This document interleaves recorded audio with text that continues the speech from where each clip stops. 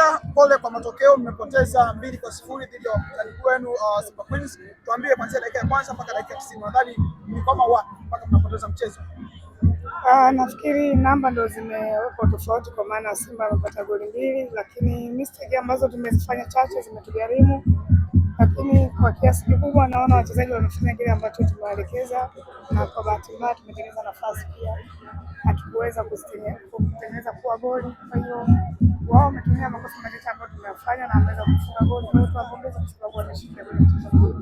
Sawa, uliopt kuanza na Irene Kisise eneo la katikati.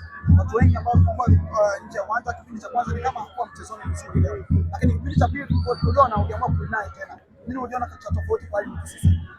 Mimi nafikiri mchezaji kucheza chini ya kiwango kufanya sana sio tatizo, kwa sababu nilihitaji imani kwa yeye, kwa sababu pia ni naona kwenye timu. Nafikiri amecheza kwa kiasi kizuri ambacho sikutarajia, lakini bahati mbaya sikanda nikamtoa nikamuza mchezaji mwingine ambaye nilihitaji kucheza zaidi katikati na imetulipa kucheza vizuri. Bahati mbaya tuliweza kufunga goli. Kocha, mpira ulibalance kwa kiasi kikubwa sana. Simba wamepata chance chache sana ambazo ndo wamezibadilisha kwa magoli, lakini wewe chance zako nyingine huenda ziligonga miamba. Unaamini katika mchezo wa leo ulikosa bahati?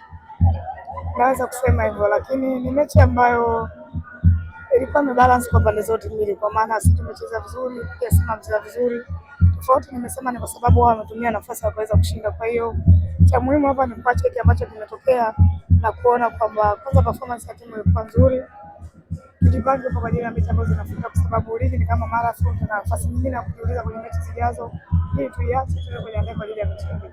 Mgosi na wachezaji wake bwana wamekuja kukutambia hapa, wamefurahi sana na bado mpaka sasa hivi wanasherekea. Kitu gani ambacho unaweza kusema? Mimi nafikiri pale hawajaja kunitambia mimi, wamekuja kunipa heshima, kwa sababu mimi pia ni mtu ambaye naishi na wachezaji vizuri. Kile ambacho wamefanya ni kitu kikubwa kwangu mimi, yaani maana yake tunaonyesha kwamba mchezo wa mpira wa miguu sio uadui. Tumefungwa lakini wameamua kunipa hiyo heshima ya kunipigia makofi. Kwa hiyo ni washukuru wecho ambacho wamefanya. Nafikiri ukiondoa utani wa Simba na Yanga, sisi sio maadui. Tumepoteza mchezo, ni sehemu ya mchezo. Last time nilimfunga yeye pia.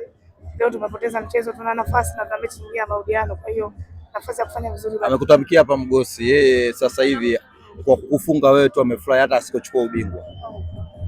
Kila mtu ana aina yake ambavyo anaweza kupokea ushindi, lakini huwezi jua kwamba alikuwa anapambana siku nyingi akutane na mimi anifunge, kwa sababu amekuwa akitoka akiingia. Kwa hiyo alitaka kuonyesha watu kwamba anastahili kuwa kocha wa Simba, na maana ndio maana kanifunga leo, anafurahia. Kwa hiyo mimi nikiona mtu kwamba ubora wake ni mpaka alinganishwe na mimi, maana yake mimi ndio bora. Kwa hiyo yeye haamini hiki ambacho kimetokea kwamba anaweza kukaa kwenye benchi na akanifunga.